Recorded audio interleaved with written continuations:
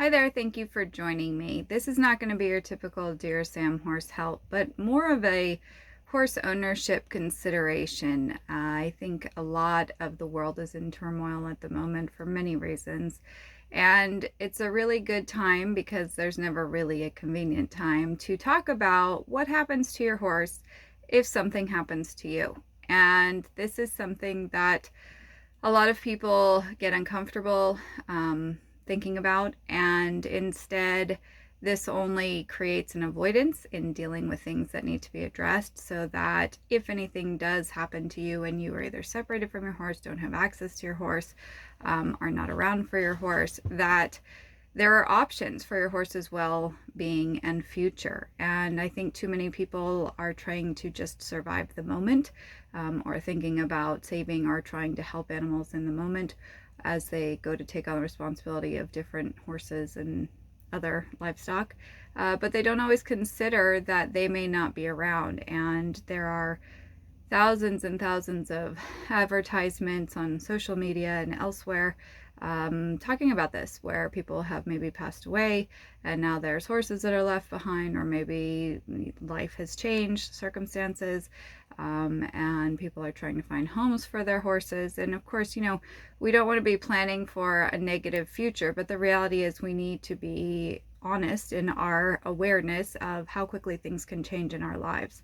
And, there are basic things in the sense of how we educate our horses so that whoever comes into their life in the future, if we aren't around or we don't have access to them, the horse has a solid foundation in being able to be handled and caught. And even if it's just the basics, even if he doesn't have miles and miles of quality riding, just the basic handling can be life or death for a horse that winds up getting, passed on to other people based on unexpected life circumstances from the previous owner.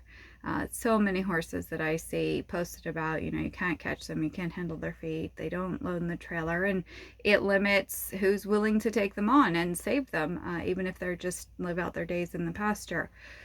There's also the financial aspect, and nobody wants to talk about this. Right now, I know in some of the forums that I'm in between riding instructors and boarding facilities and so on online, there's this massive discussion as far as how much of these significant price increases in every aspect of everything that's involved with horses do we pass on to our customers, and how fair is it, and how much do we bite the bullet? And this is one of those things where I will often hear people talk to me about, their limited finances, which I understand and I get. And all of us have, our budgets of what we're comfortable spending on horses.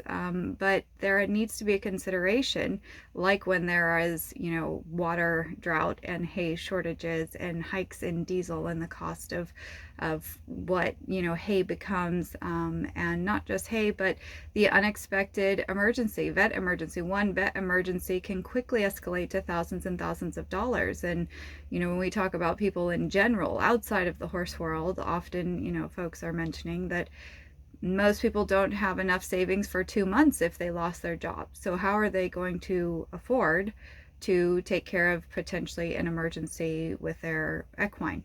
Or maybe long term, some of these older horses require more support as they get older to keep them healthy and sound, and sometimes that changes our budget. So these are things that we need to consider. But also, on the other side is, have you actually delegated, meaning written down legally, officially, as far as what you want to have happen to your horses if something were to happen to you?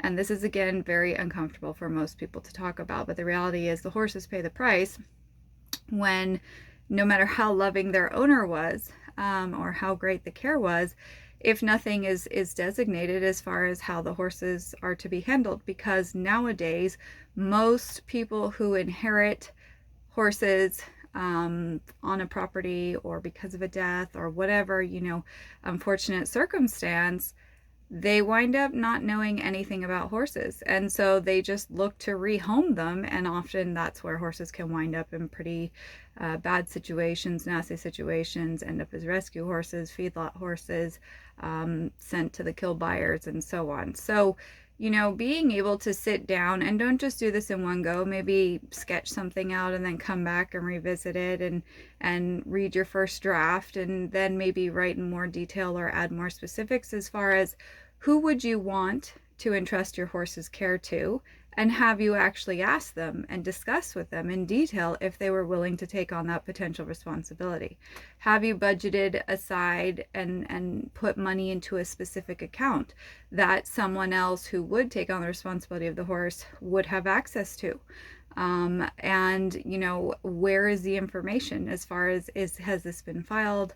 Are there multiple copies of this so that there's no potential dispute in the future if you aren't around to interject? There are so many different aspects that can go into this, and everybody foresees the future differently, but the reality is we just don't know. We don't know when we're suddenly not going to be in our horses' lives anymore, if we don't have access. Whatever the case is, the better we plan, the more confident we can be in knowing that we did our best to set up as best a possible future for our horse. So just some things to consider if you have anything in place. If you don't have anything in place, you can talk to other horse friends. Sometimes other people have good ideas as far as how they designated or budgeted or decided what to do with what horses. And it's something that I wish we as a horse community got more comfortable in, one, bringing up, and two, addressing, because there are far too many horses that, to no fault of their own, wind up in really bad situations because their owners didn't have the foresight to set up a potential, caretaker in the future, or multiple options for caretakers in the future, and they haven't budgeted to help with future expenses if they're not around. So thank you for joining me. I'd love to hear your thoughts, and I'll see you next time.